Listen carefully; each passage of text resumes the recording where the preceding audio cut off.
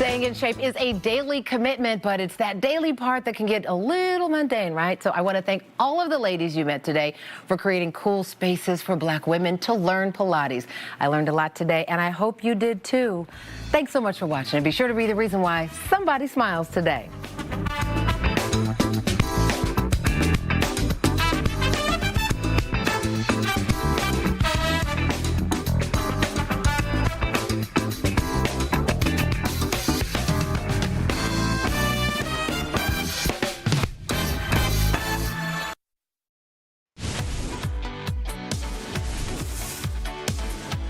Welcome in, everyone. I'm Ariel Onstadt. Thanks so much for streaming here with us on your Tuesday afternoon. We've got a very busy day of news to get to. I've really jam-packed our 2 o'clock hour. So let's get into it. Local, national, we're going to talk about Venezuela. We're going to talk about things here happening locally in the Atlanta area. And one of the things I want to talk about that affects a lot of Georgians involves your health care.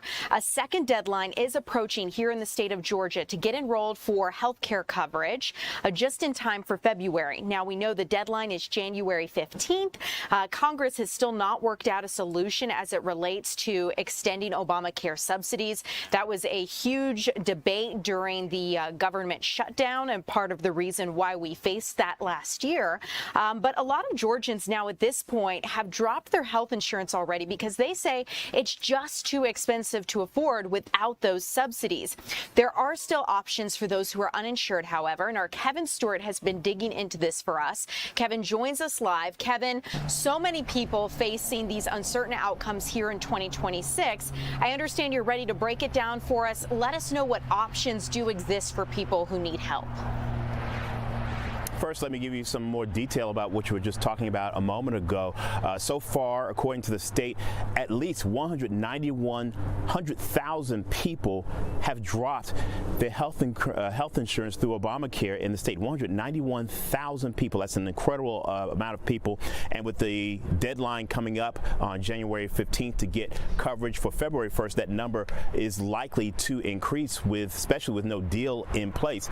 The way people can see a doctor for free or a small fee is through the Georgia Charity Care Network. There are more than 4 dozen doctors or healthcare facilities that are donating their time. One of them is behind me here, the Rafa Clinic in Temple.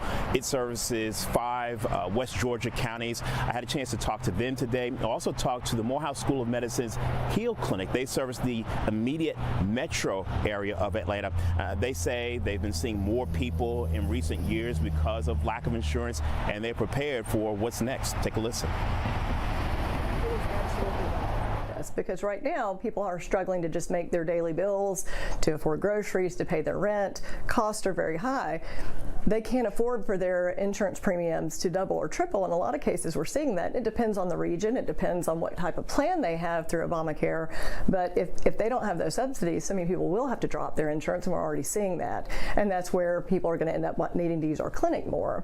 The drawback to that is that it's also a time of economic hardship, and so donations to nonprofits across the country are down. And so the concern is that the need is going to be there, but are we going to be able to meet that need? And I think that's going to be the challenge, that we're going to face. For the past 3 to 4 years, I have seen a steady increase in the number of people we identify. And so I have already built into my mindset that each year I have an increase. We momentarily had an individual who had a seizure disorder, but because she was uninsured, did not have access to medication, so we provided care to that person and ended up actually providing care to the entire family because they also were uninsured. And these were working individuals, and that's Yeah, so that's a good point there, that there are more than likely, many people who work for a living who cannot afford to get health insurance. To qualify, usually you're talking around $25,000, sometimes more. A lot of it depends on how many people you have in your family, but I'm told that generally you're looking at around $25,000, maybe $35,000 in your household. But of course, that number can rise depending on how many people you have in your home. Kevin, you know, I understand, right, that this is just so critical for Georgians here in our state that not only maybe they don't make enough money, but they also may face disabilities, single parents who are trying to make ends meet for their children. Explain, if you will, a little bit of the landscape of the people who use this type of funding, people who need this, based on your reporting and things you've seen. Yeah, this is it's a wide swath, quite honestly, and I think that's what Dr. Irvin was trying to drive home here. Sometimes if you're not in that situation, sometimes we make assumptions that we're talking about just retirees or people on some type of public assistance, and it's not. He says it's just not the case. I mean, you have people from all backgrounds, all walks of life who are struggling to make ends meet, people who work and cannot get it done, and they need some help. And one of the things that I thought was really interesting, I wonder if you caught that when we talked to Dr. Eubanks. She said because of the times that we're in, it's getting a little tighter. So she says that the grants and the donations that some of these care charities get are down. And she's afraid that if nothing is done in Washington and you have this influx of people who need this care, will they be able to meet the care needs, because they're not going to have the donations, not just in time, because doctors will want to work and help, but the money it takes to do this. Kevin, I think that's a phenomenal point, and you know, I'm glad you pointed it out, because I did notice that she talked about how not only are times tough, but it's getting tougher for those who help others to continue to do that. So absolutely kudos for the doctors and other healthcare professionals donating their time through these clinics to try to help people get the care that they need. Kevin, I understand you'll probably be putting together a story for fox5atlanta.com, and you'll include the resources and information to both these clinics so people can get help. All right, and just to mention it real quick, if you just Google, I don't want to get the website wrong, but if you just Google Georgia Charity Care Network, you'll find it, and then you can go on there and you can look for any of the resources across our state where you can apply and find out if you qualify to get some help. Awesome. Kevin Stewart, thank you so much for breaking this down for us, making it make sense. We appreciate you. Okay, guys, we're going to move on here because we have a couple of other stories to get to. I know some of you are joining us here on TikTok, YouTube. Let us know if there's a specific story you want to talk about. I do have Venezuela and Iran coming up in just a little bit. But first, here locally, I'd like to talk about Atlanta City Council as they held their first meeting of the year. And we know that we are swearing in some new leaders as well. Our Angelique Proctor always making sense of our local city legislation for us. And Angelique, I understand we're now getting kind of a bigger picture as to what the year could look like for 2026. What should we be looking out for? Well, good afternoon to you, Ariel. Basically, we now have our committee assignments, which is kind of our leadership and the form that it's going to take. We now know what it is. And of course, we have a new council president in Marcy Collier Overstreet. She called herself yesterday a child of Atlanta, meaning not only is she a native Atlanta, but she's done just about everything right here in Atlanta, including going to elementary school, high school at Benjamin E. Mays High School, and college at Georgia State University. So she has done everything here, and she says she is honored to lead this city now that really made her. She also mentioned she met her husband here, and they have raised their 3 children here. Collier Overstreet received her oath yesterday from Judge Penny Brown Reynolds as her husband, Dr. Alfonso Overstreet, and their 3 children stood by. Now, Collier Overstreet says that she owes much of her success to the city of Atlanta. Every chapter was made possible by Atlanta. This city inspires you to believe. My vision is clear. Atlanta will continue to be a model city for America. It is a place where aging is embraced and celebrated as strongly as raising a family. It's a place where business, technology, and the arts thrive side by side. Atlanta is where every little boy and girl will grow up knowing that one day they can lead a city too. Everything I do is rooted in love. Love for my community, love for my city, love for a future in which every voice is honored and every life is cherished. I promise to lead this city with compassion, courage, and an unwavering belief in Atlanta's greatness. Thank you for trusting me, Atlanta, to serve as your council president. Let's keep building Atlanta together. Thank you.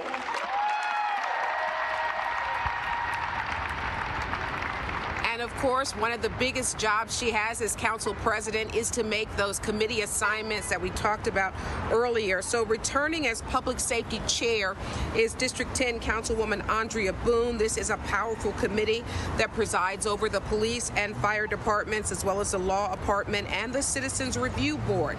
Then we have the utilities chair, which is District 9 Councilman Dustin Hillis. They deal with solid waste as well as sanitation and both the departments of watershed management and public works. Then we had community development and human resources chair, which will be at-large chair Councilman Matt Westmoreland. He will preside over the Department of Parks and Recreations, the Atlanta Housing Authority, and the Mayor's Office of Film, Entertainment, and Nightlife. And we know we have lots of nightlife here.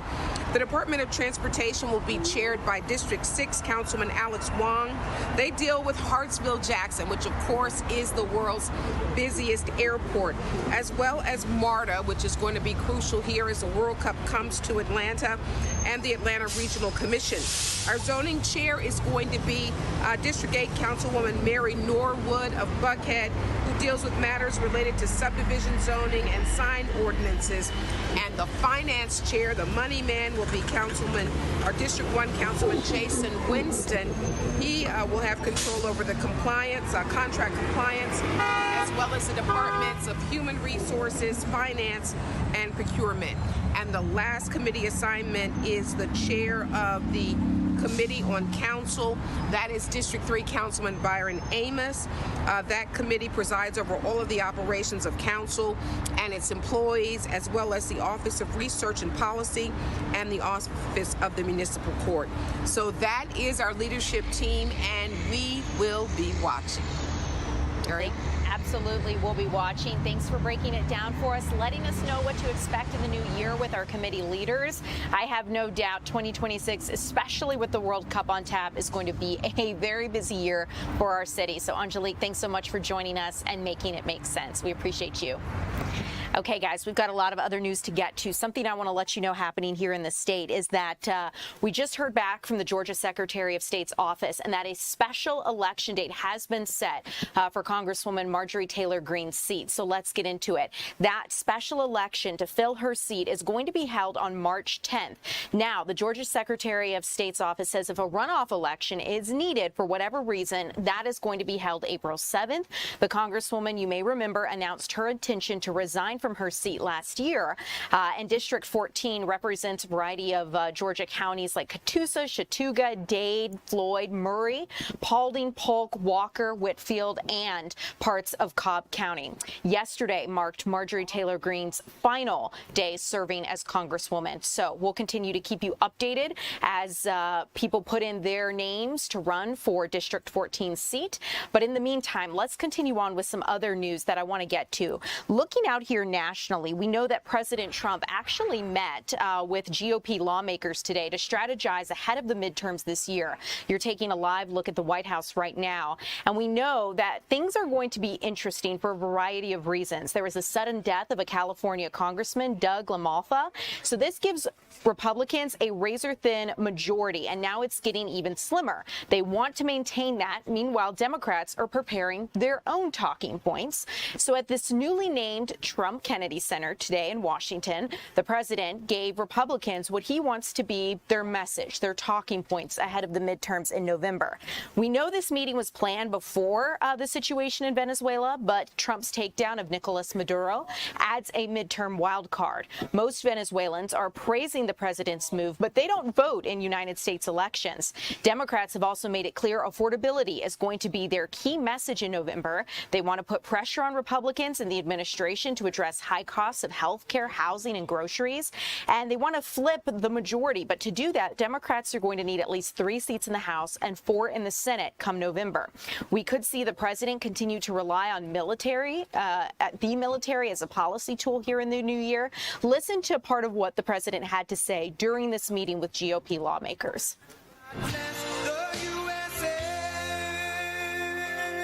Thank you very much. I do love that song, but we got to get to business. But the United States proved once again that we have the most powerful, most lethal, most sophisticated, and most fearsome. It's a fearsome military on planet Earth, and it's not even close. I've been saying it for a long time. Nobody can take us. Nobody. We don't want to have it. We don't have a discussion, but you read all and you see everything else. Nobody could have done that. Nobody has our weapons. Nobody has the quality of our weapons. The problem is we don't produce them fast enough. We're going to start producing them much faster. We're going to be very tough on the companies. We have the best weapons in the world, but it takes too long to get them, including allies. When allies want to buy them, they have to wait 4 years for a plane, 5 years for a helicopter. We're not letting that happen anymore. We're telling our defense contractors, you're going to start building faster. So the president's speaking there about the future of weapons manufacturing here in the United States, especially since the military and weapons did play such a key role in capturing Venezuela's leader, Nicolas Maduro. So let's talk about what is Venezuela's future, because right now the Venezuelan government is trying to show the United States, its people, and really the world that it is in control of its country and it will not be controlled by the United States. An oil embargo, though, is making this difficult. Escalating pressure from the White House is, of course, adding to the situation going on there.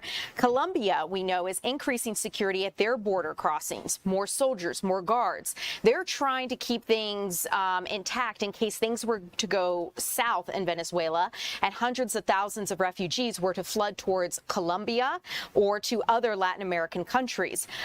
We do know, as we continue to look at this, across the border, gunfire was heard in Venezuela's capital overnight near the presidential palace.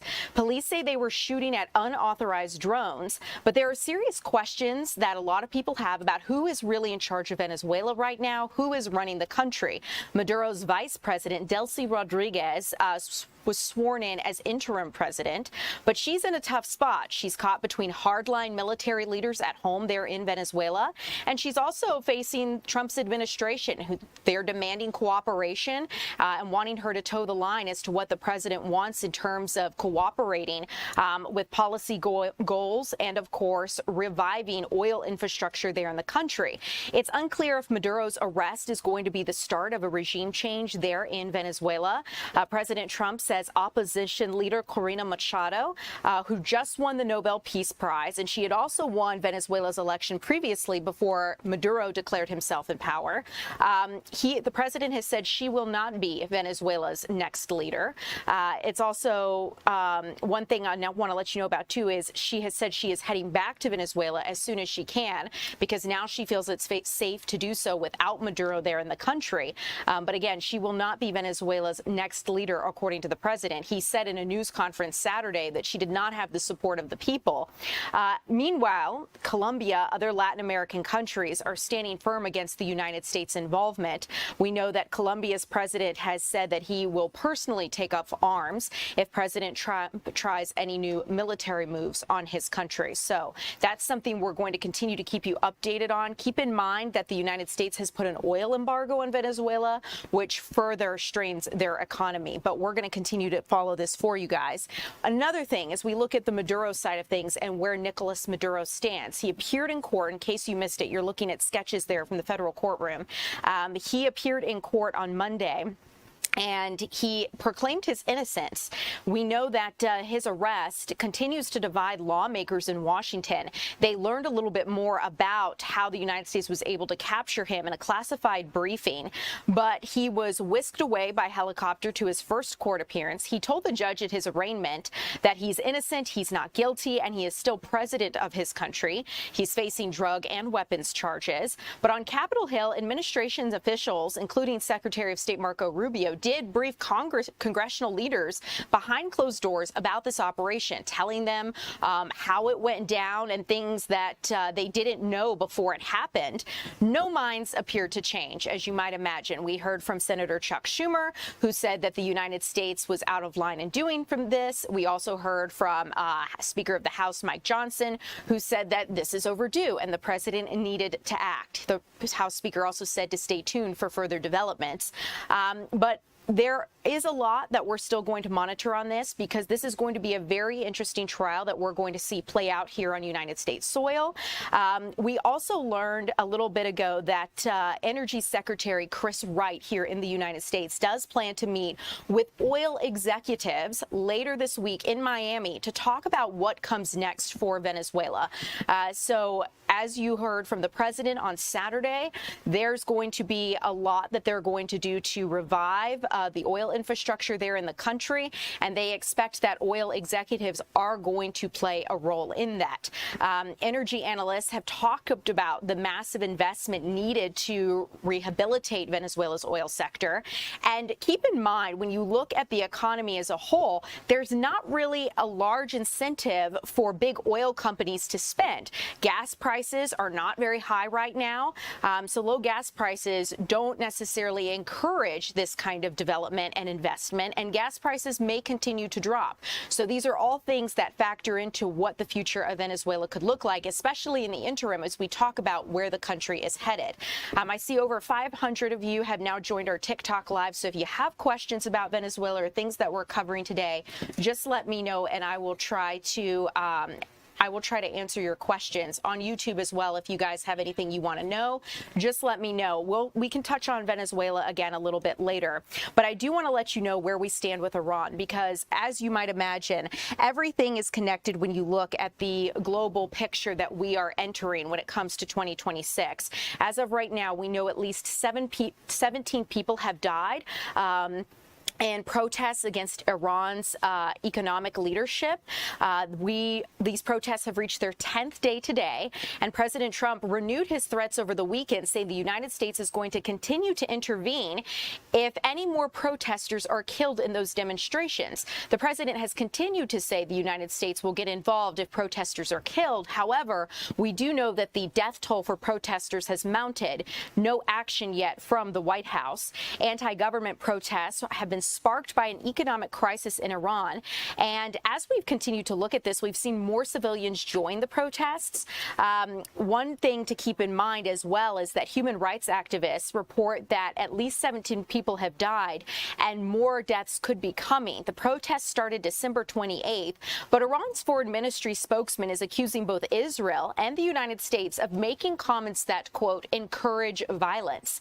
Iran's currency value has plummeted after the United Nations brought back sanctions over the country's atomic nuclear program. So recently, the United Nations held a meeting. They brought back sanctions because of Iran's weapons and nuclear weapons building. So as a result, Iran's currency has plummeted, and many protesters have been demanding economic change.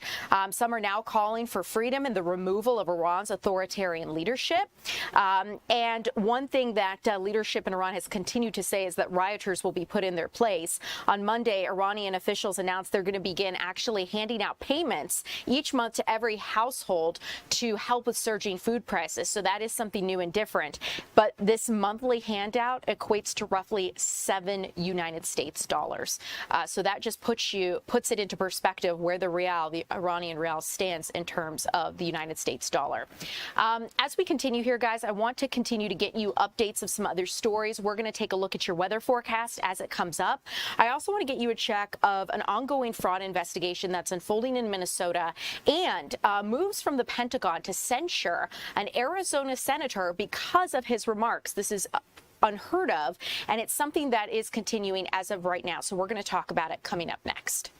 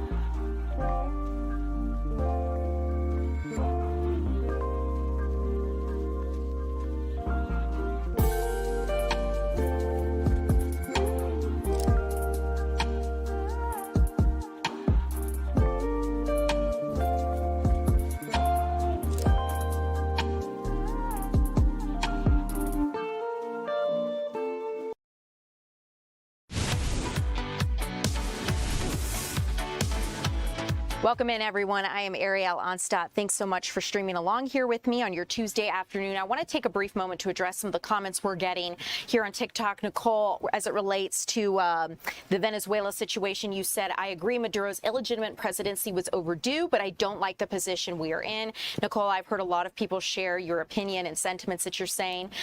Someone else is asking, has Trump spoken today or will he? I saw he was speaking today. If already, what did he say? The highlights, he spoke to GOP leadership in Washington, D.C. today. They talked about the midterms. They talked about Venezuela, talked about a bunch of things, but ultimately Republicans are trying to shape their message to get ahead of the midterm elections this upcoming year. So that was really a strategy meeting that happened today. The president didn't really speak about Venezuela or what's next for the country in any really deep terms. Some other people are asking about, Fabio's asking, what is the name of the presenter? Fabio, if you're talking about me, I'm Ariel Onstadt. It's great to meet you. And some other people are asking about Russia. We do know that the White House is trying to orchestrate a meeting between the White House, Russia, and Ukraine. That's been something that has been high on their policy goals in terms of brokering peace between the two nations. Whether or not that's going to happen remains to be seen. Also, considering that Venezuela supplies Russia with a lot of oil, it'll be interesting to see whether or not that is a negotiating or bargaining chip in terms of getting peace between Russia and Ukraine. So all things to keep in mind. I'll continue to keep you updated as I monitor your TikTok and YouTube comments. But for now, here at home, we're in the Atlanta area. We've got some warmer temperatures, but will they last? Meteorologist Jonathan Stacy gives us the overview. High temps on this first Tuesday of the year are starting out in the 60s, and that's just the setup for the numbers to grow into the 70s. Speaking of the 70s, they're already alive and well as you look out to the east. 71 in Lubbock, 71 for Little Rock, even 80-plus degree temperatures from San Antonio to Houston, and that warmer air is moving in our direction. In fact, by tomorrow, we could end up cracking high temperatures, record-breaking numbers. The current record for Wednesday stands at 72 degrees, set back in 89.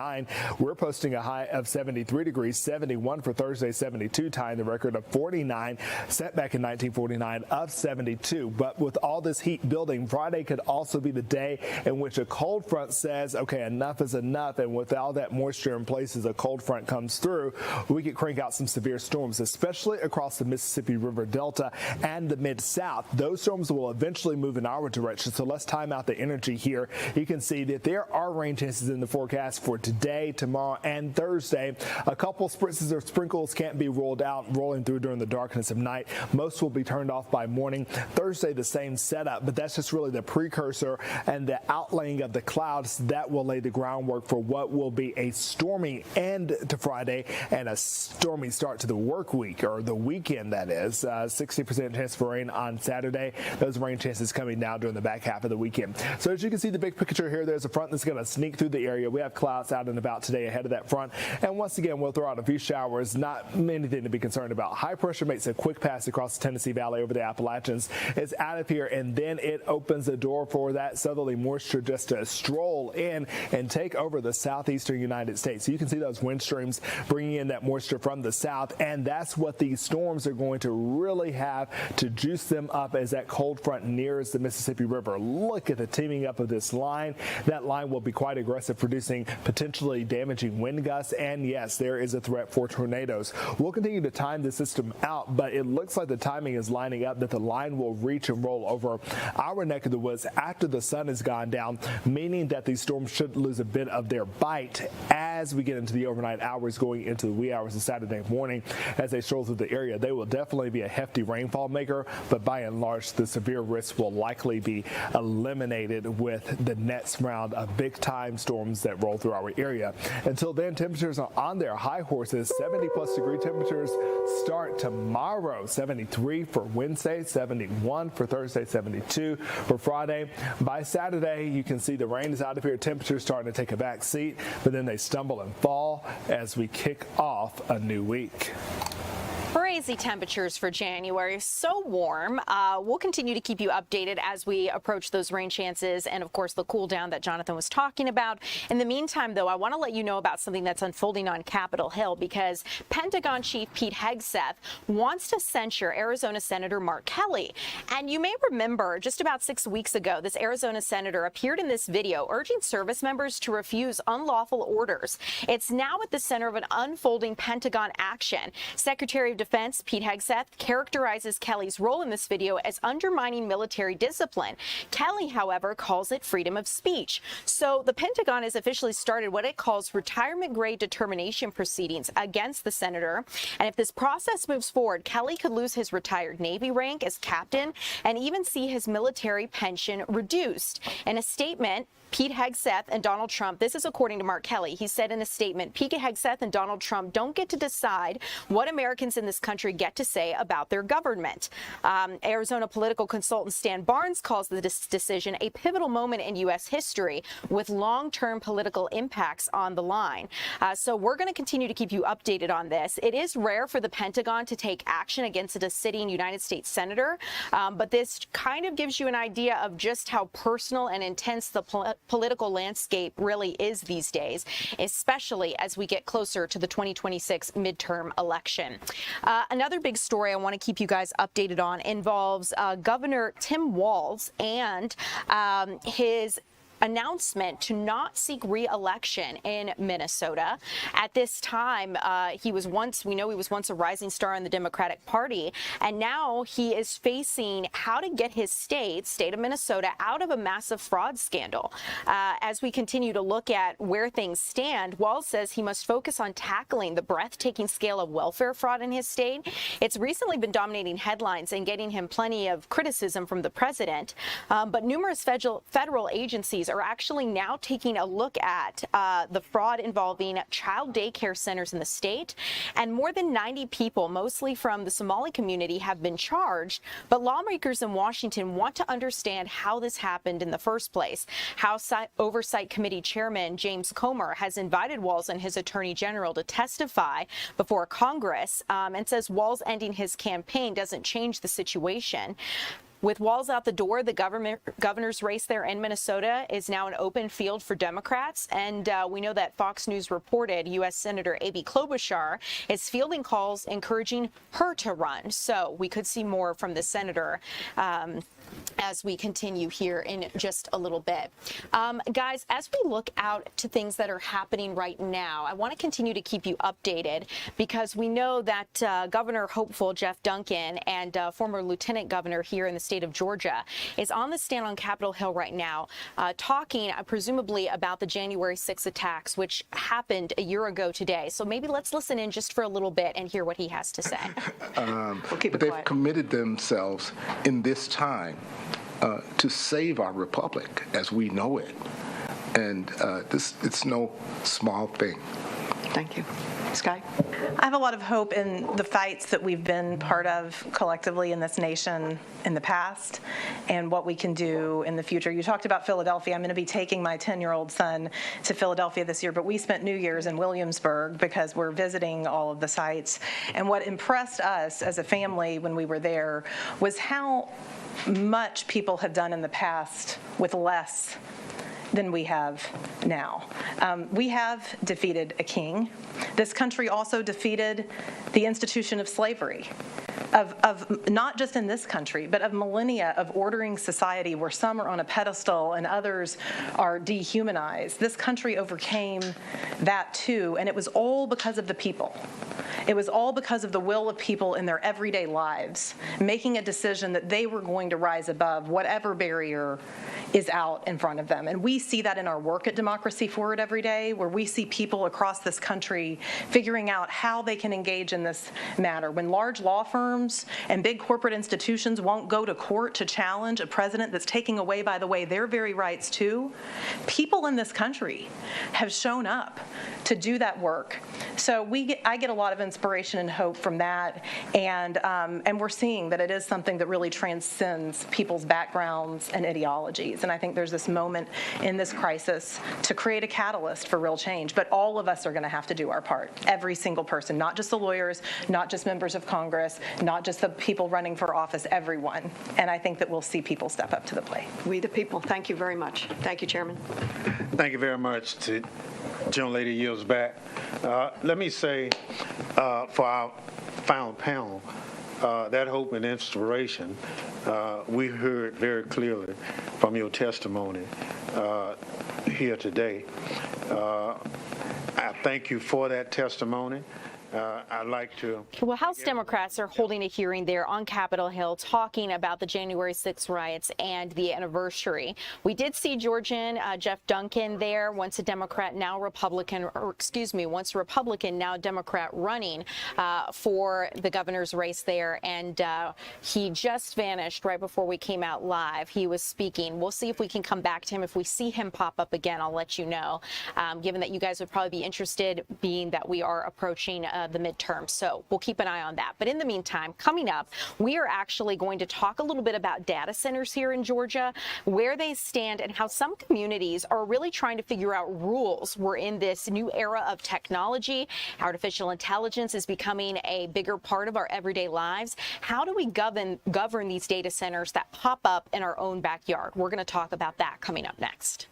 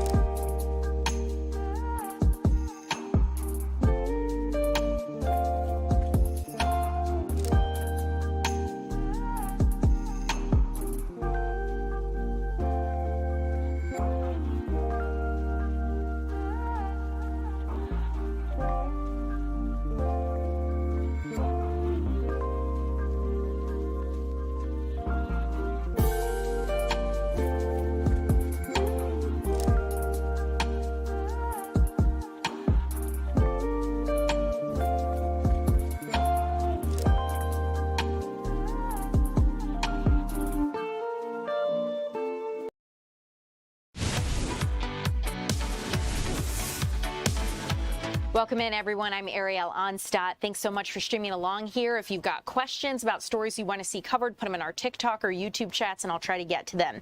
But meanwhile, today here in Henry County, commissioners actually held a public hearing to talk about how the county plans to regulate proposed data centers. Fox 5's Ray Urena joins us live and to discuss this. And Ray, you know, I think this is just going to be an ongoing thing that we continue to see as data centers become more a part of our daily lives. But I'm curious, what did the commissioners propose? Did they come away with any meaningful regulations today? They did, Ariel, and we'll get to that in just a second. But as of right now, the commissioners told me earlier today that right now they don't have any particular set of rules to govern data sites as properties. And they say by adding in some guardrails and some regulations, that'll help protect the county's resources. Now, earlier this morning, a lot of people flocked and packed inside of the administration building here in Henry County to hear what commissioners have come up with. The county has proposed a minimum 200-foot landscape buffer around the property perimeter, a minimum 500-foot setback from any non-industrial zoned area, and a minimum 1,000-foot setback from any residential building. Now, already at the same time, the Henry County Water Authority says that they define businesses that use more than 100,000 gallons of water per day as mega users. Now, schools, restaurants, and hospitals are some of the businesses that are exempt from this rule. The Water Authority says that any mega user must pay for its own feasibility study, and cities must notify the Water Authority of any mega user. Now, right after the meeting, we spoke with Vice Chair D. Anglin III, and he says this was the moment when the county needed to discuss these regulations. There have already been some data centers approved in the city of Hampton. We don't have jurisdiction there, but we have received 2 requests last year on Rocky Creek for data centers. When we received those requests, it became apparent to us that we need to have a process, structure, and framework in place as those applications are received. And county staff told the commissioners that they would bring this ordinance back to them next month with some tweaks before they have a final vote. But commissioners say they have not yet scheduled a specific date as to when that final vote will take place. Ariel? Yeah, Ray, you know, it's interesting to see how they chart this course forward. And I know that it's a balance and other communities are looking at how to do the same. Interesting, too, that water usage was such a concern. I think that's probably really high on the list of concerns for a lot of these communities, because as we get into this, more and more people are realizing just how much water these data centers use, primarily to cool all of the computers and the technology inside, I understand. But water usage is a big concern. Were there any other just really big things that you think people should take away with this as the top concerns for the county? Yeah, when you have computers, Ariel, you're obviously going to get noise. And that was another thing that commissioners talked about earlier today. And I'm just looking at my notes real quick. They say that the maximum noise level at any residential property line, so like in somebody's backyard, that is 55 weighted decibels. And I just looked this up not too long ago as I was researching more on these facts and figures to give you all. And according to Yale University, they did like a research of this, and they say 55 weighted decibels is the equivalent of a household refrigerator that's inside of your own home. So pretty quiet, all things considered. So it looks like they're being pretty strict with how strict they're keeping the noise levels from these facilities from bleeding out into some of these backyards. Ariel. Ray, thanks so much for joining us, explaining the issue, and I'm sure you'll keep us updated as this progresses. Thanks so much for the conversation today, Ray. I appreciate it. Guys, we're going to move on here. I want to let you know a breaking news update I just got in, so bear with me here because we've just heard, I just got this alert from the Associated Press. Ukraine's allies have agreed to provide it multi-layered security as part of a peace proposal. So we know that today Ukraine's leader, its President Volodymyr Zelensky, and others were meeting in Paris with EU leaders. And as of right now, an outcome from that meeting is that these countries have agreed to provide international defense guarantees as part of a proposal to end Russia's nearly 4-year invasion of its neighbor. At a key meeting in Paris, leaders from European countries and Canada, as well as United States representatives and top officials from NATO as well as the EU, say they would provide Kyiv's frontline forces with equipment and training to back them up as they deter future Russian attacks. So we'll continue to keep you updated as this story progresses, but the big update here is that Ukraine's allies have agreed to provide security guarantees as part of a peace proposal. Here locally, I want to continue along with a story that a lot of people are talking about here on the home front in Georgia, and it involves an ethics review of a Georgia leader, Georgia Congressman Mike Collins, and a congressional ethics watchdog actually story says there's reason to believe a top aide to the congressman improperly hired his girlfriend as a paid intern. The watchdog says she did not perform work matching her pay. The aide is now working on Collins' United States Senate campaign. The House Ethics Committee is extending its review and could issue subpoenas, but the congressman is pushing back on this. In a statement, Collins' office said, in part, quote, "This bogus complaint is a sad attempt to derail one of Georgia's most effective conservative legislatures and Congress," end quote. And it went on to say that he looks forward to putting these, quote, meritless allegations to rest. As we look at this, if you want the overview, basically, is that this Congressional Ethics Watchdog organization is saying that a aide to the congressman improperly hired his girlfriend as a paid intern, and that then prompted the review. So definitely a story we'll continue to keep you updated on as we progress here. I want to also let you know about a big story that's unfolding. It has a lot of eyes on it here in across the nation, and it involves a trial that a lot of people have been keeping an eye on as it relates to the school shooting in Uvalde, Texas.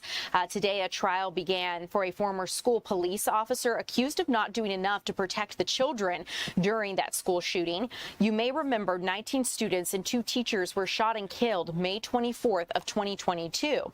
Well, roughly 400 officers from state and federal agencies responded to Robb Elementary after calls of that active shooter. But 77 minutes passed from the time police arrived until a tactical team was able to get into the classroom and kill the shooter, later identified as Salvador Ramos. Officers responding to the shooting were found to have waited more than an hour to confront the shooter.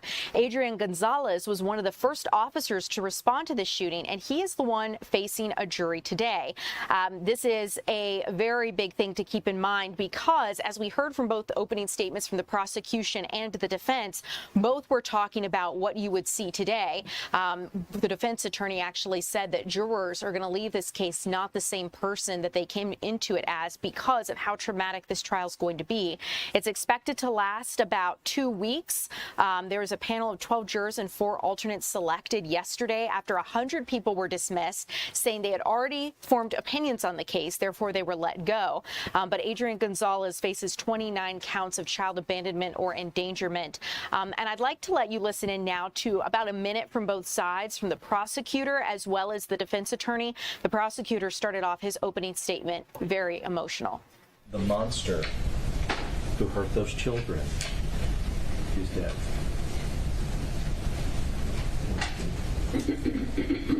And I mean, it's emotional. I could understand why Bill, when he talked to you, I could understand why he had emotion. I can't talk to you without it either. I think you heard me say it yesterday. This is one of the worst things ever happened in our country. There's only been a few like this. This many, this young, innocent. It's awful. But Adrian Gonzalez did the best he could with what he knew at the time. Adrian Gonzalez, the prosecution got up here in the opening statement, and you're going to see, and Nico, my partner, he's going to come up here and he's going to go through the times after I talk to you. But you're going to see that the prosecutor has tried to condense time at some points and then tried to stretch it out. To receive certificates of achievement was a day of celebration.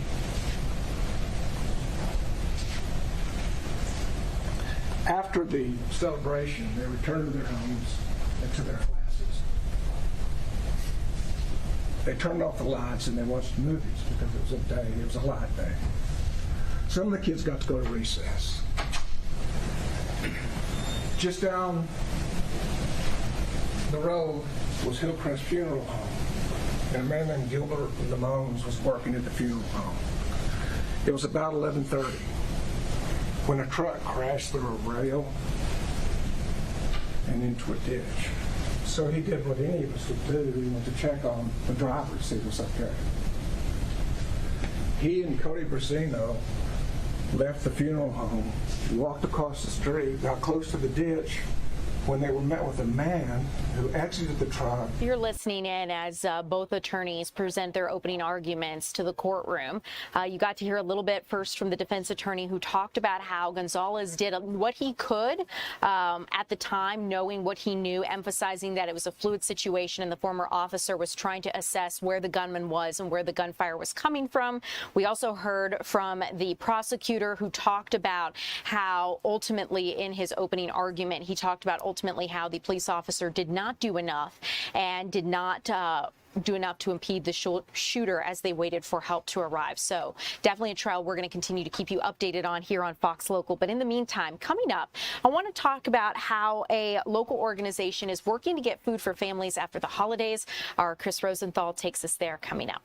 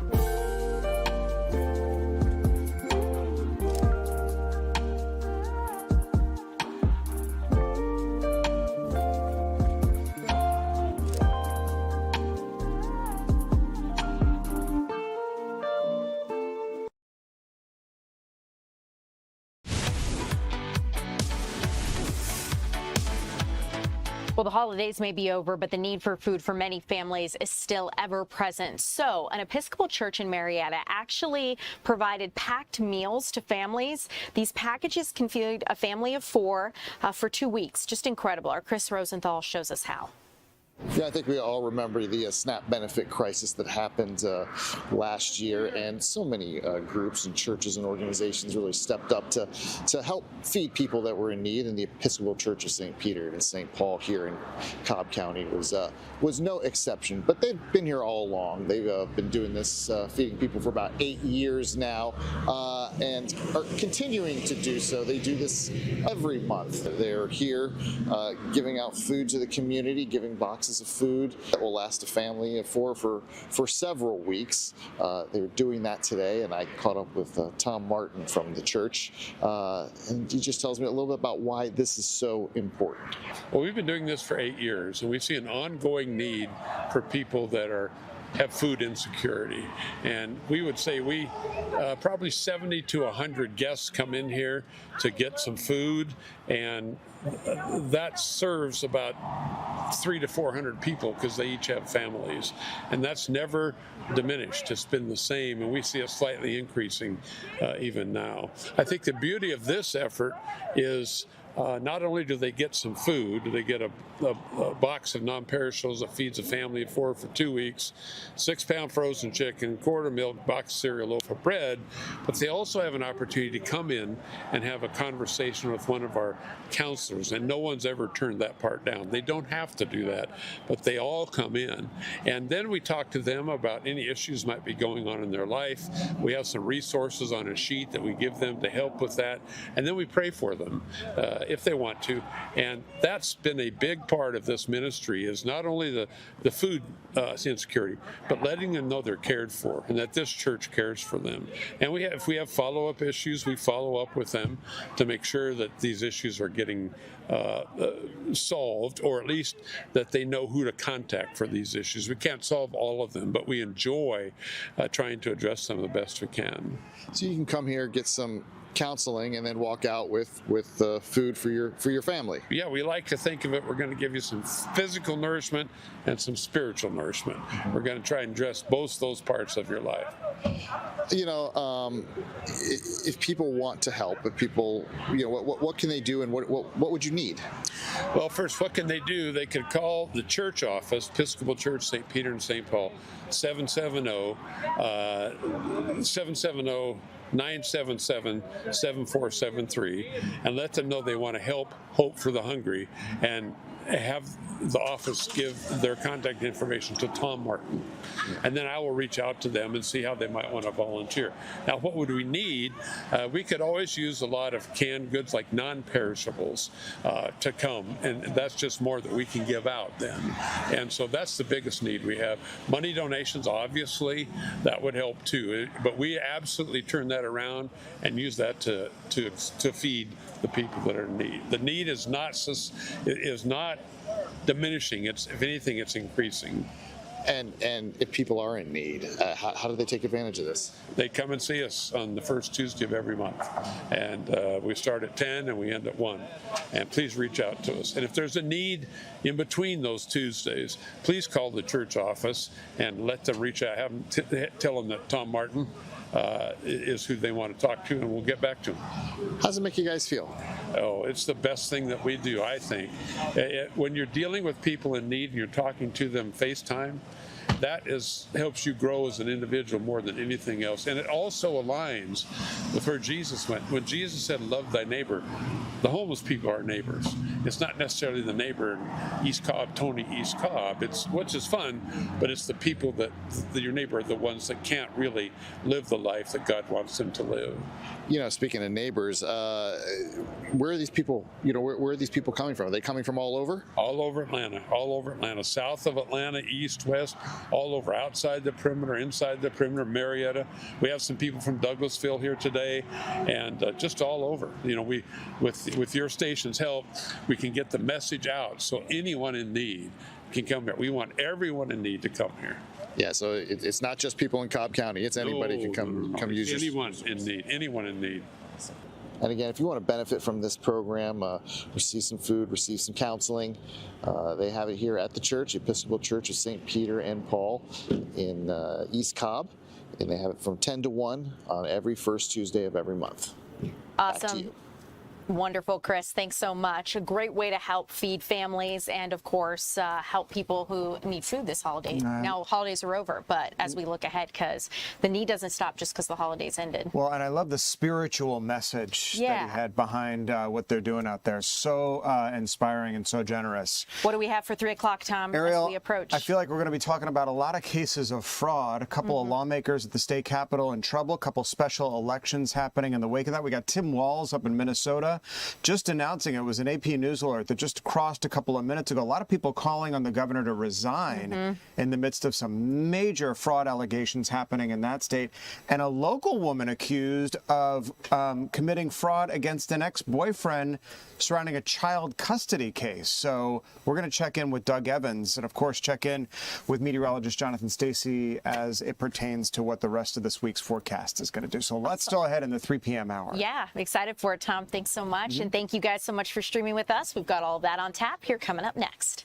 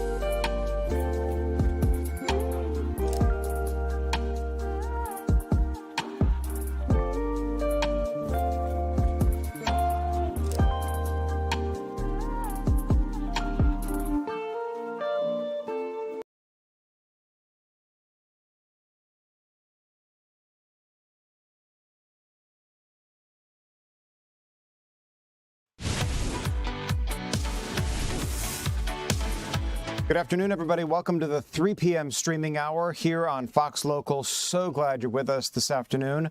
I'm Tom Haynes, live here in the Fox 5 Atlanta newsroom, where the news never stops. Another busy afternoon today on this Tuesday. We're going to begin at the state capitol with the scandal involving a Georgia state representative.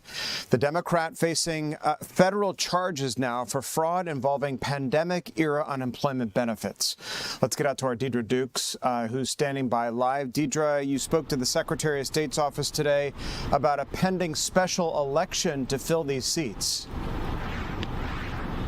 Yeah, to fill several seats here in the state of Georgia, across the state, actually, because so many lawmakers are resigning for personal or professional reasons. We're joining you now from DeKalb County, Tom. As you said off at the top of the show here at the 3 o'clock hour, here in DeKalb County, residents just are rocked to their core by news that one of their state lawmakers resigned suddenly just yesterday amid some federal fraud charges that she is now facing.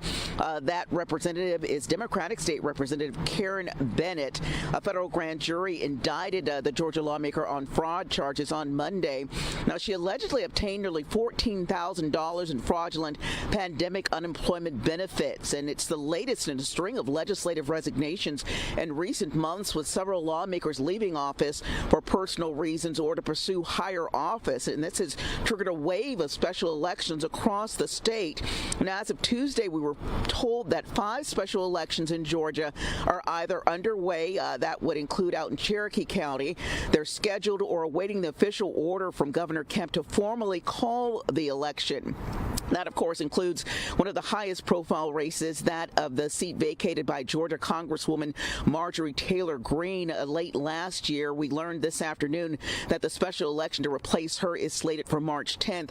Now, I asked the elections officials today what impact these special elections could have on residents who, in some cases, find that their lawmakers having resigned, that they have no representation at the state level at this time. Here's what they had to say. There's so many factors at play. The law differs between if we're in session and if we're out of session. Right now we're out of session, even though that it starts next week, and so that changes the timeline a little bit. But I would expect in the coming weeks that we're going to get the writ for the special election, and then we'll place the call, and then there has to be that 3 weeks of early voting. Of course, that plays into the timeline, and then election day, and then one of the important factors determining when a person gets seated once they win is whether there's a runoff or not, because obviously if there's a runoff, then that is 4 more weeks plus an additional week or 2 for certification and post-election processes, and so it can be a lengthy process, especially in cases where there's a runoff. And with 2026 shaping up to be a major election year, we were told that it is expected that we're going to see more resignations as state lawmakers do seek higher office, Tom. Yeah, Deidre, it's interesting because you got to wonder if, number one, these special elections are going to be a foretelling of what's to come in November of 2026.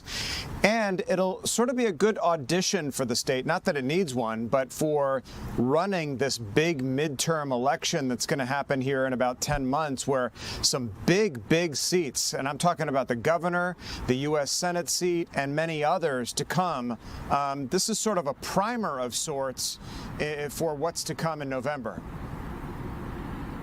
Yeah, it certainly is, Tom. And of course, we've seen in a couple of local races here, statewide race, the PSC races just last year, and some other races here more recently where Democrats have favored well, have won races that they weren't going in expected to win. And that certainly has led to some enthusiasm, added enthusiasm for Democrats heading into the 2026 midterms. Also, at the same time, I did ask state election officials, with all of these special elections going on or in process in the works across the state, what impact that might have on these elections officials in their respective counties, how that might impact them when they're already looking ahead to the midterms, gearing up for those races. And then in addition to that, we're now seeing so many special elections being held. And I was told that they prepare for this. They're ready for this. Something something was said about they really enjoy their jobs, and so this is just something that they're used to and that they're ready for, and that may create more additional work in some sense as far as physical labor, but that this is something that they are prepared for and that they carry out frequently. Yeah, a lot of people are going to be watching what's to come here in the next several weeks and months with these special elections, especially, as you mentioned, the seat up in northwest Georgia for Marjorie Taylor Greene. Deidre Dukes reporting live for us where you were at the Secretary of State's office. Deidre, thanks. Well, he was a rising star in the Democratic Party. He almost became vice president of the United States. We're talking, of course, about Minnesota Governor Tim Walz. He is abandoning his re-election campaign while the state is embroiled in a massive fraud scandal. There was an AP News alert that just crossed our computers not too long ago. Some people calling on Walz to resign his office from the state capitol in Minnesota in the midst of this scandal. It involves welfare fraud in his state, and that's recently been dominating headlines, getting him a lot of criticism from President Trump as well. Numerous federal agencies investigating the fraud involving child daycare centers, and more than 90 people, most from the Somali community, have been charged. But lawmakers in Washington want to understand how all this happened in the first place under the radar. The House Oversight Committee Chairman James Comer has invited Walz and his Attorney General to testify before Congress and says that Walz ending his campaign changes nothing. Of course, as I said, that's an invitation, not a subpoena. So it's up to Walz whether he wants to appear before lawmakers on Capitol Hill to try to get to the bottom of exactly what happened here. A man is in custody and facing several charges involving the break-in at Vice President J.D. Vance's home in Ohio. We're talking about 26-year-old William DeFore, accused of running up to Vance's house and breaking 4 windows with a hammer, according to an arrest report. This all happening New Year's week. He also caused some damage to the vice president's vehicle, we understand.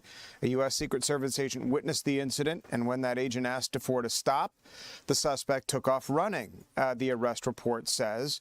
DeFore facing 4 criminal charges. The most serious is an account of felony vandalism. J.D. Vance, by the way, did respond to this on X, saying in part, quote, "I appreciate everyone's well wishes about the attack at our home. As far as I can tell, a crazy person tried to break in. I'm grateful to the Secret Service and the Cincinnati Police Department for responding quickly. We weren't even home as we had returned already to Washington, D.C." That from the vice president, who posted on X about this break-in at his Ohio home. Well, we talked about those couple of fraud cases, one at the state capitol, the other up in Minnesota. A local woman now in trouble with law for allegedly committing fraud against an old boyfriend to the tune of thousands of dollars. Let's get out to Doug Evans, who's on top of this story for us this afternoon. Doug? Hey, good afternoon, Tom. You know, it's not unusual for someone to bilk an ex out of child support payments. That's happened before. But this story has a different twist, and it's one that the Coweta County Sheriff's Office wants to get out there in case there are other victims or anyone who might have information about it. Let's roll some video for you and show you who we're talking about. It was not a good New Year's Eve for 18-year-old Bria Hardy. She was taken into custody here at the Sheriff's Office and charged with theft by deception. We're told her ex-boyfriend came up here in early December, told investigators that he believed that he was the victim of a scam perpetrated by Hardy, in which he had paid her over $7,000 in child support payments. She claimed to him that they had had a child together, a little baby, and that he was responsible for helping her to raise this baby, and even sent him photographs and everything else. Turns out in the investigation that the child was not his. Turns out that the child wasn't hers either, belonged to somebody else. Well, investigators here are asking anyone who has information on this case or had any dealings with her before to contact them. As we said, fraudulently requesting child support payments from an ex is not necessarily anything new, but using somebody else's child to do it, even sending the photographs. So the Coweta County investigators want to make sure that there's nobody else out there. So if you have any information, they're asking you to call the Coweta County Sheriff's Office and share that information with them. Theft by deception is the charge here. And again, she was taken into custody hours before midnight at the start of the new year. Incredible, Doug, the lengths somebody will go to defraud somebody. How did these allegations surface in the first place? In other words, did the ex-boyfriend report her to police?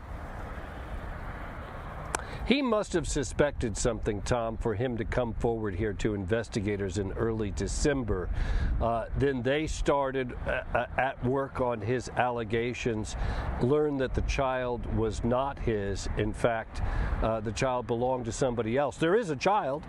There is a baby. The photographs are real.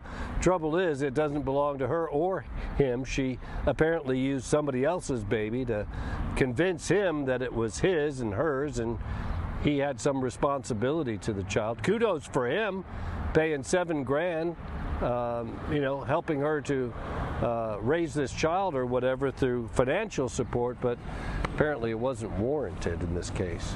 So maybe I'm digging a little too deep here, but does she know the child that she alleged was hers, and is he going to get that money back?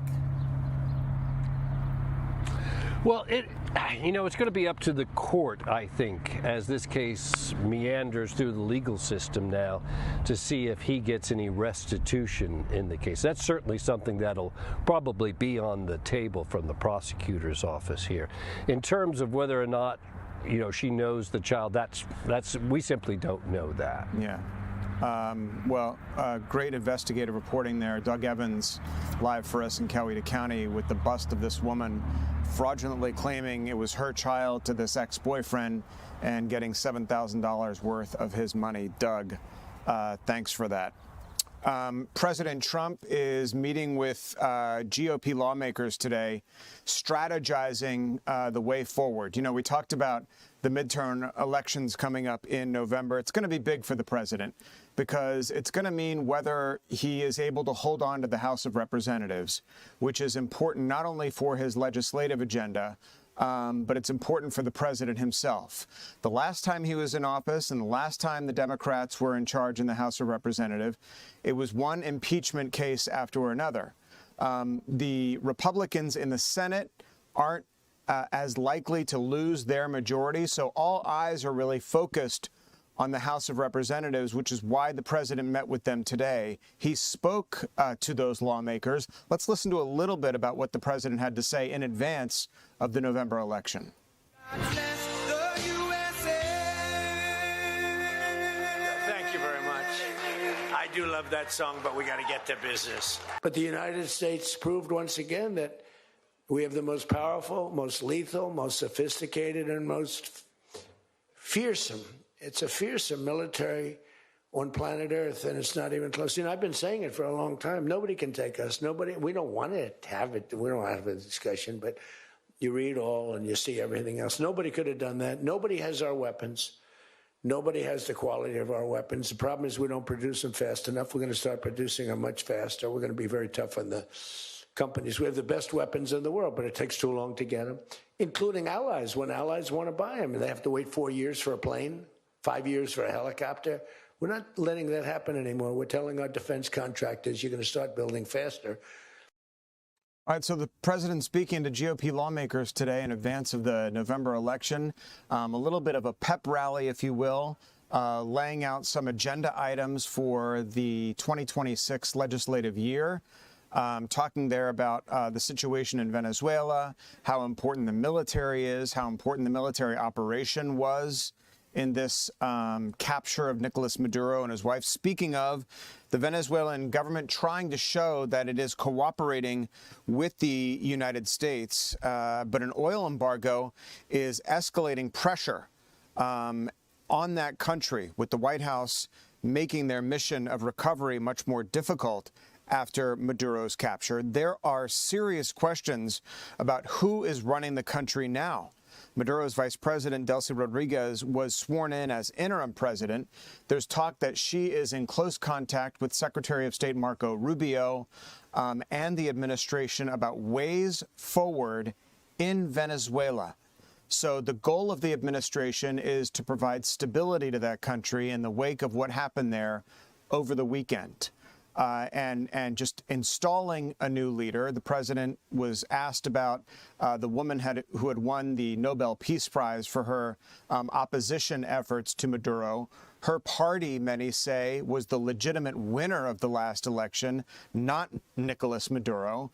But the president kind of brushed her aside, saying that Delcy Rodriguez, who was appointed by Maduro, is in charge now, okay, in conjunction with the United States, so that the people of Venezuela sort of see some sort of seamless transfer of power from an administration that already exists, even though many consider that administration to be fraudulent. So we'll see how things unfold in Venezuela, whether perhaps there will be an upcoming election to decide the future leadership of that country. The former Venezuelan leader had his first day in federal court yesterday, where he claimed his innocence. Nicolas Maduro was whisked by helicopter over to Manhattan from the prison where he's being held in Brooklyn. He told the judge at his arraignment for drug and weapons charges, quote, "I'm innocent. I'm not guilty. I'm a decent man. I'm still president of my country." On Capitol Hill, administration officials last night, including Secretary of State Marco Rubio, briefed congressional leaders behind closed doors about the operation. But even as Venezuela's vice president was sworn in to lead the country in Maduro's absence, there are still, as I mentioned, questions about where the country is headed from here. The last thing the United States wants is instability in that region in the wake of what happened there. So a lot still to be determined, not only as it pertains to Nicolas Maduro and his wife in terms of the charges they face, but the future of the country and the leadership there. Want to head to Iran now, where there were widespread protests now in their 10th day.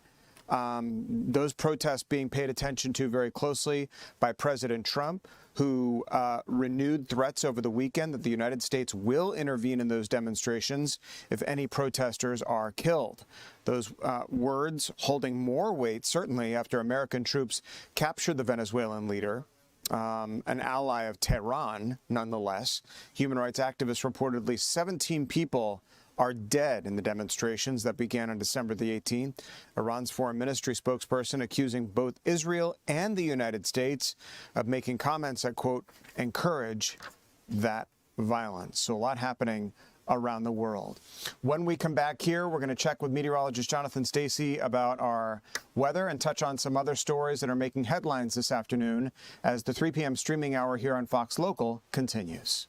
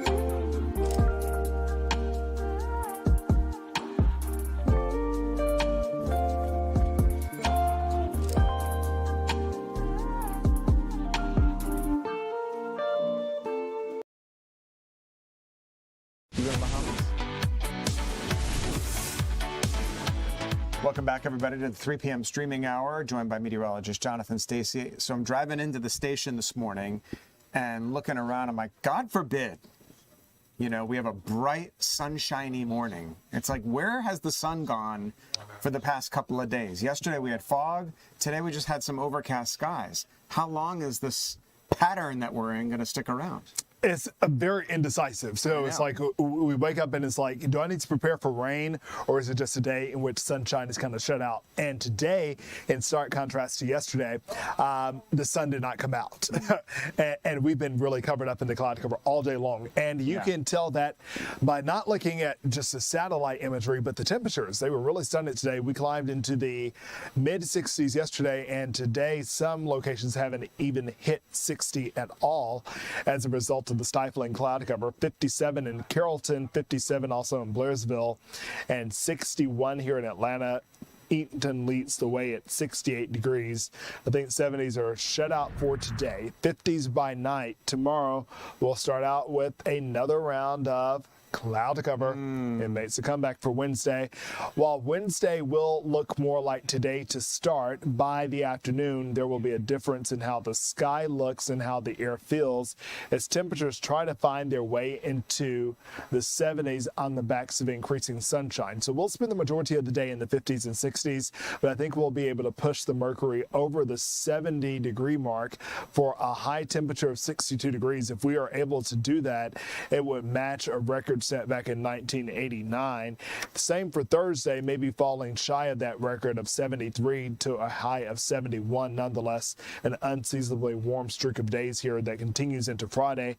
By Friday, that could cause some trouble in the way of severe storms, especially for our neighbors out to the west. So prepare for rain. A few little small showers out and about tonight into early Wednesday morning, but they don't even make up a good solid 10% chance. So we'll go with some goose eggs for the next 3 days before we spike those rain chances going into Friday afternoon, and that will continue to be the case through Saturday midday. Right now, the focus for severe storms for Friday is set over the Mississippi River Delta and the Mid-South, anywhere from West Tennessee, even portions of Middle Tennessee included in that, along with Alabama, a generous portion of Mississippi, along with Louisiana, and the easternmost portion of the state of Arkansas. So let's put everything in motion here so you can see how those storms will sweep through that area, but how they'll ultimately move past North Georgia. So we have a front moving through. That's why you keep on waking up to clouds in the morning. A few showers out ahead of that front. And on either side of the front, we could get some, like a tiny bit of wet weather, but high pressure quickly moves in to only pass out fairly quickly, moving up to our east, and that could kind of wedge us up a little bit for Thursday. So I think the cloud cover may be a bit thick on Thursday, yielding no rain. However, as we look out to the west, that moisture that has been pumped in by high pressure and a series of high pressure systems is going to lead to a lot of energy that the atmosphere will be able to work with, and will ultimately be triggered by that front that is still to the west of the Mississippi at 3 a.m. Friday. So as we look at the atmosphere during the day, it's basically going to be conducive for cooking these storms. The atmosphere will be boiling by 12 noon. This will be about 10 o'clock in the morning, if you will, out to the west there in Mississippi. And we know what happens when this occurs. These storms oftentimes produce damaging wind gusts along with the threat for tornadoes. All eyes will be on Tennessee, Mississippi, and Alabama. Yes, we're going this way, Tom. We're already getting started. This will be less than 2 weeks into the new year by Friday, and we'll be preparing for the season's first round of severe storms. Once again, we'll be looking out to the west. So if you are traveling that way as you get into the latter part of the week, there will be some issues either by air or on the ground.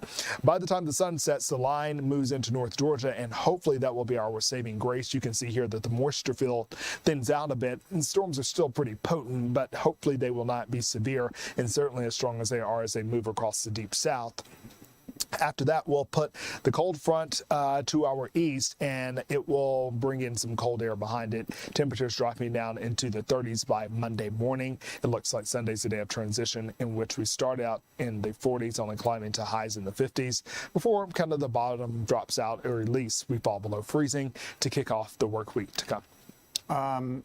When we start going into spring, this is when these big, when you had that radar image up of the storms further to the west, like in Alabama and Louisiana, Mississippi, and it just showed a big glob of storms. I thought of sometimes what we see in the springtime when these things come our way and it's warmer, and I don't know, just by paying attention to what you guys say, cold air mixing with warm air, and then, you know. It's the ultimate collision. Yeah. So you have all of it. And so what we're dealing with is basically a weeks-long supply of southerly Gulf moisture. Winds are coming in out of the south, and even today is an example of that. We have a southerly flow, and while the temperatures are not exactly warm, they are above average, and they are coming in from the south. So we feel the warmth. We don't really feel the humidity with it, but I think by Thursday and Friday, you're going to feel a singe in the air, and keep in mind that moisture is what really causes the atmosphere to become quite unstable ahead of a cold front. You have the lift there.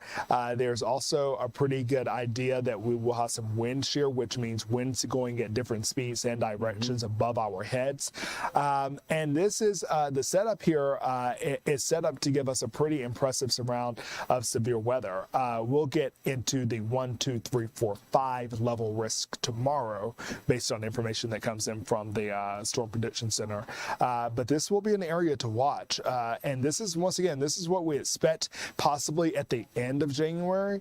Like kind of moving more towards springy type weather? Yeah, February, March, certainly April. But this is on our doorsteps quite early. And you'll recall here 2 years ago, we had a tornado outbreak. I believe it was on the 13th, 14th, or the 15th of January. It was mid-January. And then the next year, we had a snowstorm.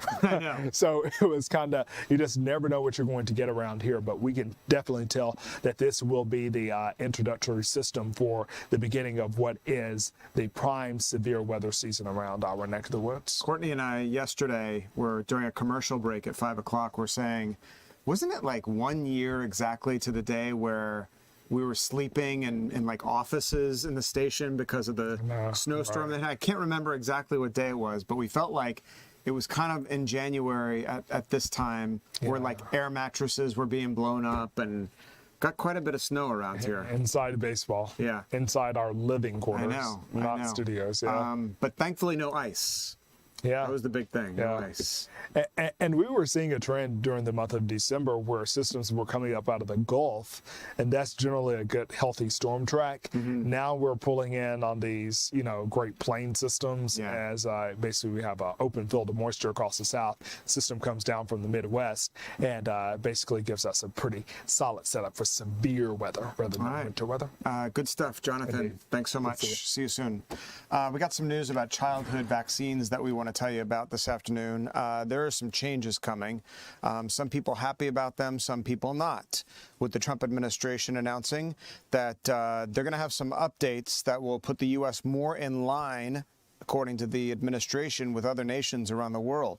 The CDC now recommending every child get vaccines against 11 diseases, including chickenpox, measles, polio, tetanus, and whooping cough. The HPV vaccine also recommended, but suggested doses have been lowered to just 1 shot.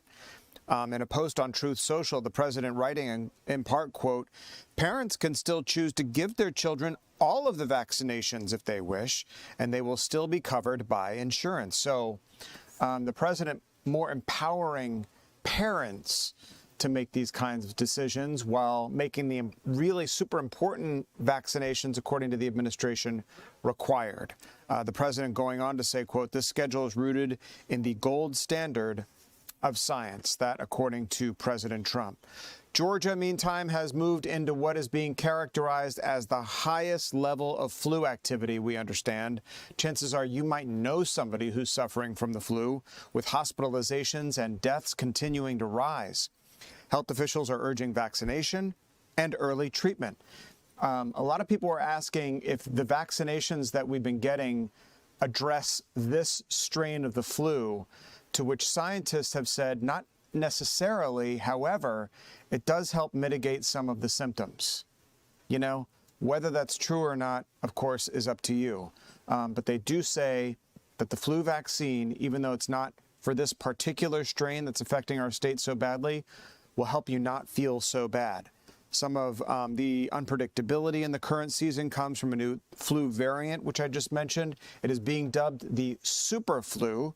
Symptoms can include high fever, body aches, extreme fatigue, and more. Those are all symptoms that we know are associated with the flu. Some experts also saying holiday travel. We've all just been together for New Year's.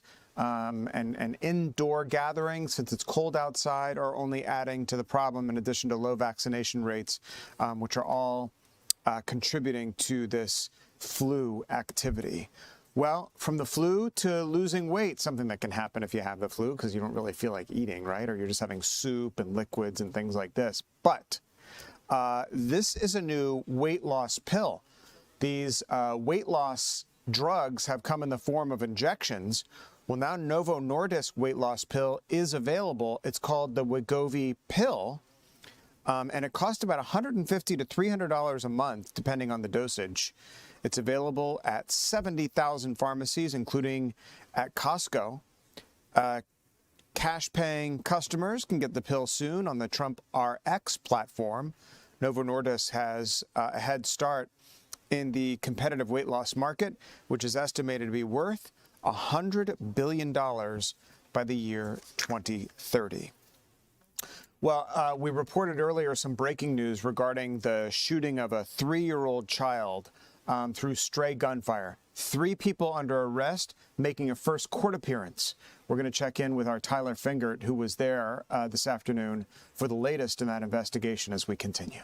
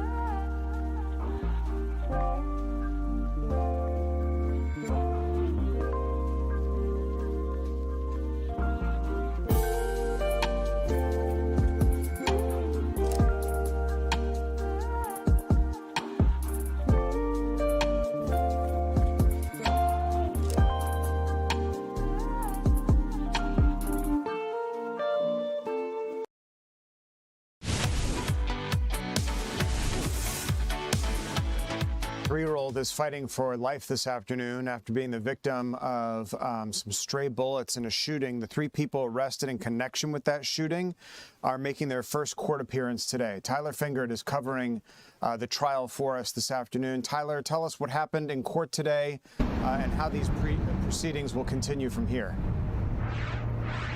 Yeah, Tom, good afternoon to you. All 3 suspects, including that juvenile, appeared in court via monitor here at the DeKalb County Magistrate Court this afternoon. Let's show you some video. Prosecutors revealed chilling new details about the shooting that left a 3-year-old critically wounded in DeKalb County Sunday night.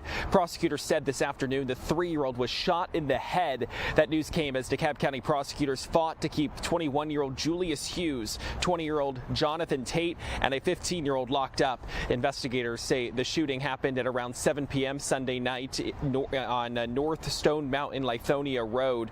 Investigators say the 3-year-old child was an innocent victim. DeKalb County Police utilized its new real-time crime center to quickly track the suspect's vehicle down. They zeroed in on traffic camera feeds to track their movements. Prosecutors say they located all 3 at a home, getting back into the same vehicle just hours after the gunfire. The state asked for bond to be denied to all 3 suspects, including the 15-year-old. Hughes has no criminal history, but the other 2 do, according to prosecutors. And as prosecutors say, the teen has a rap sheet and has used guns in past alleged crimes. As for Tate, they say he was out on bond for a previous case. Tate's attorney told the judge he needs to be released to take care of a family member because of his mom's medical issues. The judge denied bond for him and the teen suspect, but did grant Hughes a $35,000 bond, citing his lack of criminal history. Take a listen to what prosecutors told the judge today and the new details that they released. Your Honor, this case is about a shooting that happened 2 days ago at a gas station in which a 3-year-old was struck in the head and is in critical condition. He may not survive, and if he does, it's become clear that he will face a lot of difficulties in his life going forward.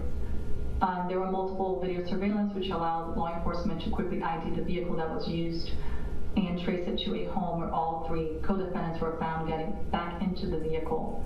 There was a traffic stop and an investigation in which one of the defendants was able to tell the officers what took place when he learned of the injury to the 3-year-old. And what we learned from that, Your Honor, is that one of the defendants had a problem with somebody at the gas station, so he went and picked up the other 2, and they arrived and opened fire at around 7 p.m. at this gas station where this young child and his father were sitting in the vehicle and were the victims of this violent act.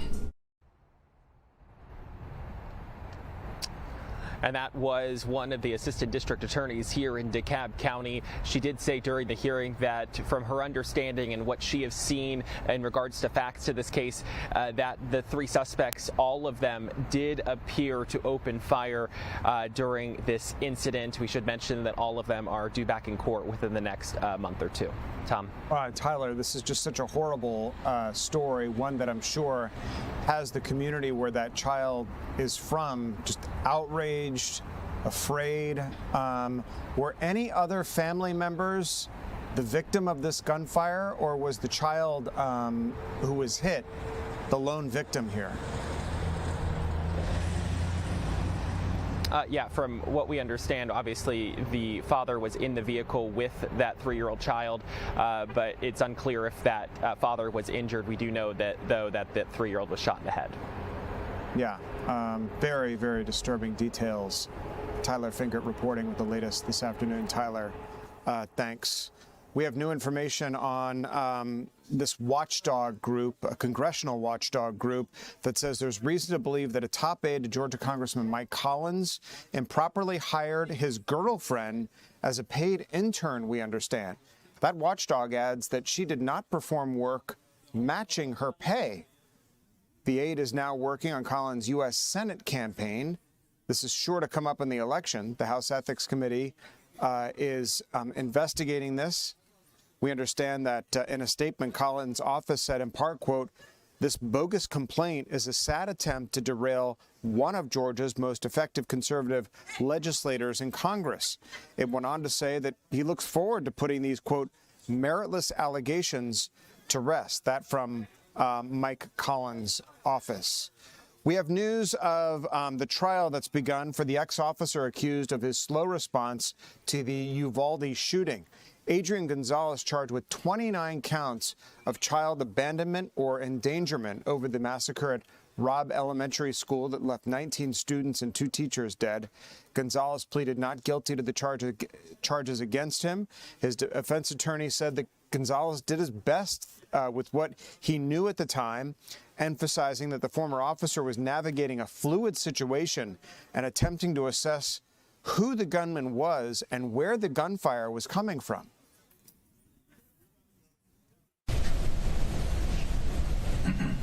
To receive certificates of achievement. It's a day of celebration.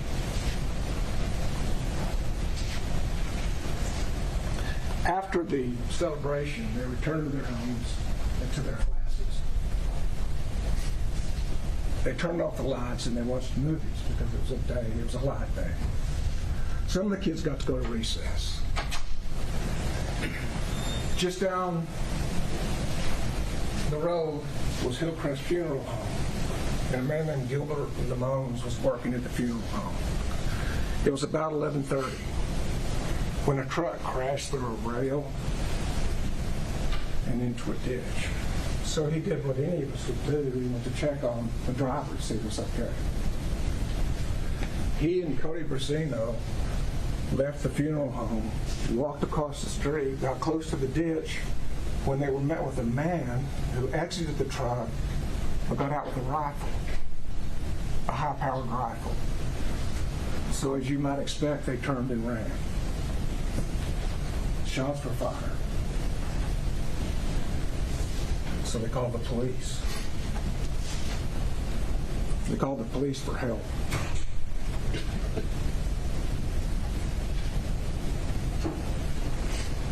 The gunman jumped over the fence, with deliberate pace, across the schoolyard to the southwest corner building, and opened fire. Stephanie Hale was in the playground on the south end of the school. She heard the fire, and it didn't make her incapable of action. She protected the kids. She got them to safety. They went into the classrooms. They did as they'd been trained.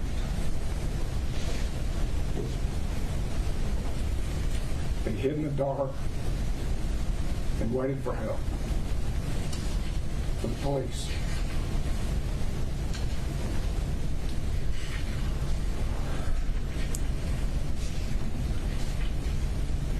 The teachers and the kids armed themselves with scissors to confront a gunman. To confront a gunman.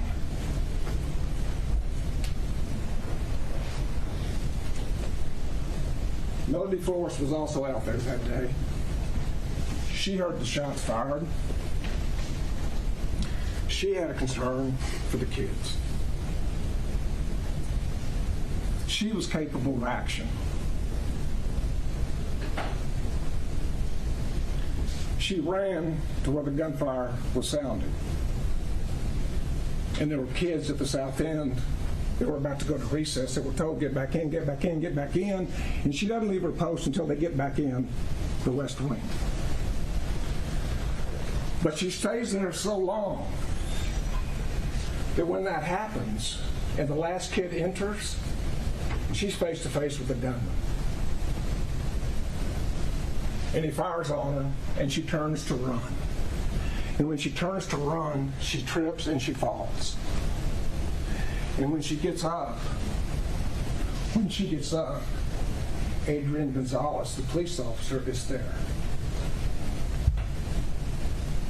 And she says, he's over there. She urges him to go get him.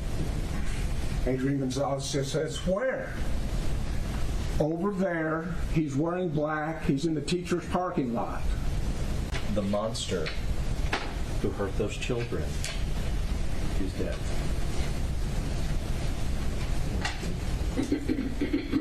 And I mean, it's emotional. I could understand why Bill, when he talked to you, I could understand why he had emotion. I can't talk to you without it either.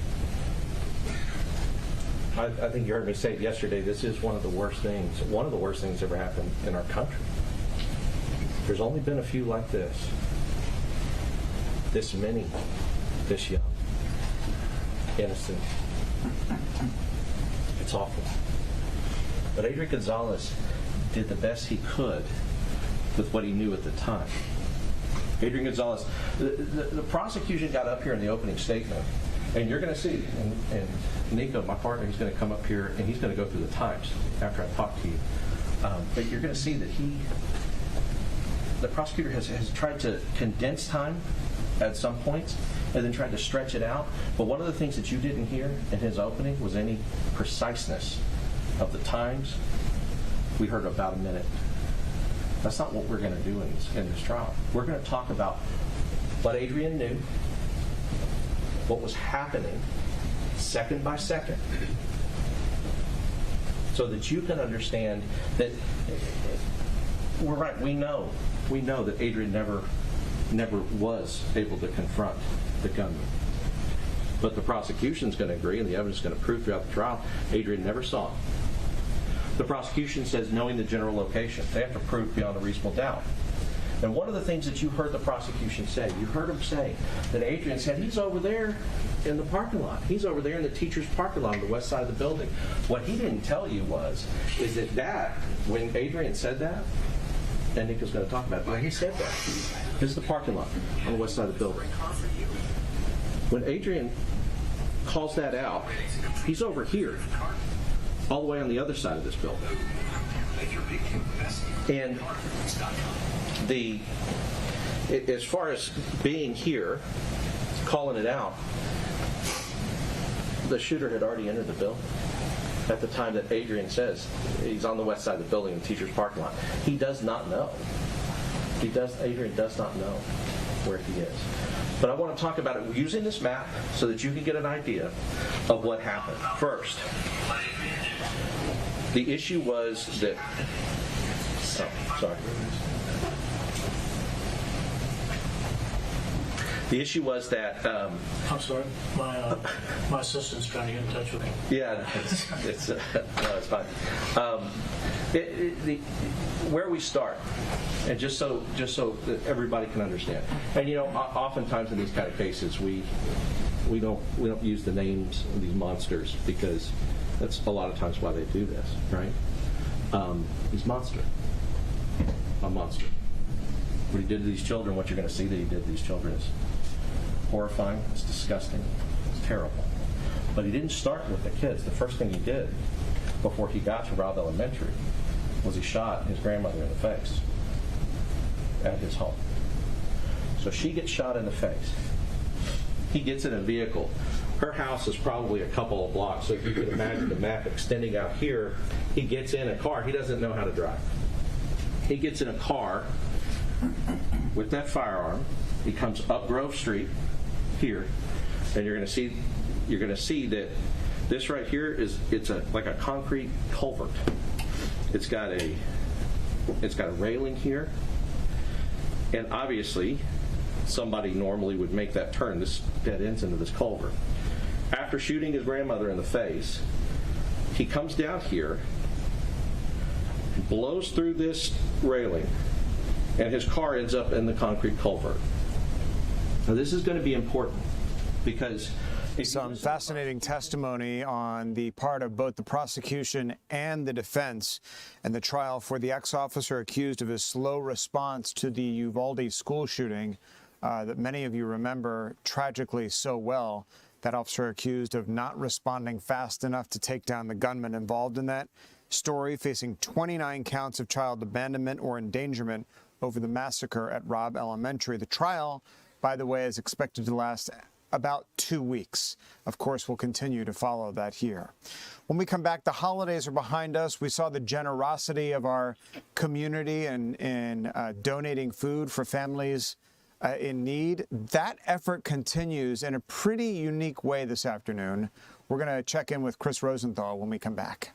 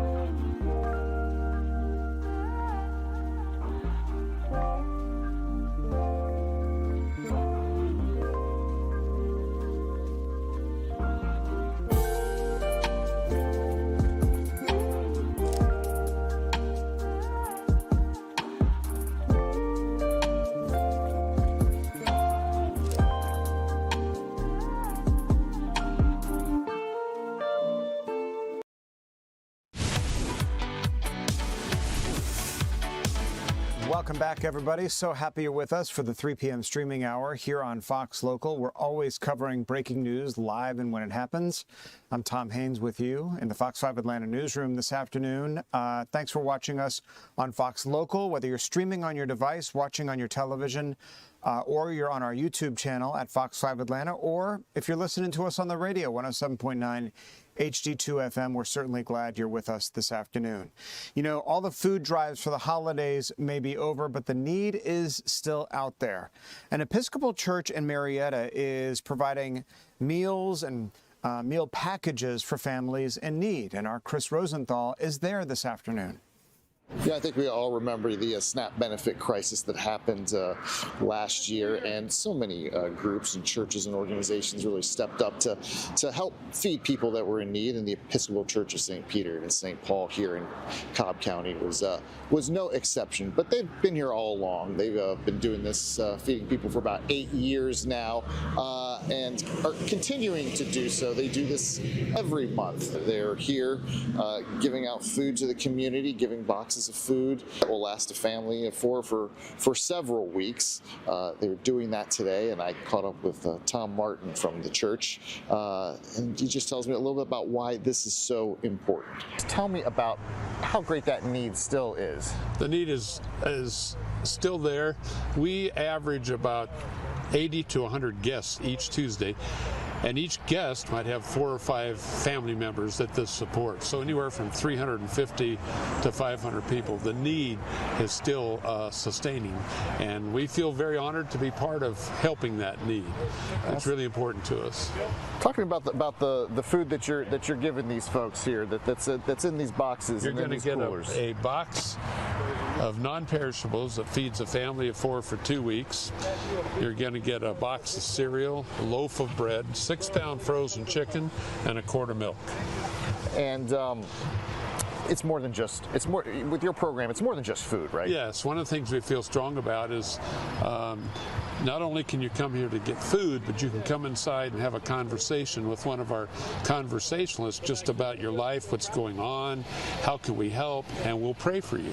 And that's a real added benefit. We do a lot of other outreach. I'm the point person for all our service ministries. We do a lot of things that are great, like giving used clothing to a shelter or a sandwich to a food bank. But here, when you get to talk to the receivers, the homeless people, it's just a wonderful thing. And we feel that Alliance, that's where Jesus went. He didn't go into Buckhead too much, but he went into these kind of places, and we feel very strong about that. And I would say that the people that volunteer to do this, they get fed so much by interacting with these homeless people and the people in need. Yeah. It's just a wonderful thing. And they're from all over, you're telling me. They're all over, south of Atlanta, east, west, and not just Marietta, but we get people from everything from inside 285 to outside 285. Yeah, it's, we've had a steady stream of cars, but all these cars in this parking lot are people. A lot of these people are inside the church right now that are getting ministered to, and they'll get food as well on their way out, huh? Right. Yeah. That's exactly right. And if people are watching this and they want to either A, help out, or B, be helped, what can they do? Contact the church. The number is 770-977-7473, and just say you want to help Hope for the Hungry, and ask them to mention Tom Martin, and then the church will give me their contact information, and I will reach out to them. We love to have more people come. We'd love to have more people volunteer. Donations too? Donations too, sure. And also, if people need help, what can they do? Yes, do the same thing. Contact the church at that same number, 770-974-7473, and funnel them to myself, Tom Martin, and we will have a conversation and see what we can do. Okay. And again, if you want to benefit from this program, receive some food, receive some counseling, they have it here at the church, Episcopal Church of St. Peter and Paul in East Cobb, and they have it from 10 to 1 on every first Tuesday of every month. Back to you. All right, Chris Rosenthal, what a heartwarming effort on the part of that church. Again, in East Cobb. Chris, thanks. And thank you for joining us this afternoon for the 3 p.m. streaming hour here on Fox Local. I'm Tom Haines. The news continues right here, right now.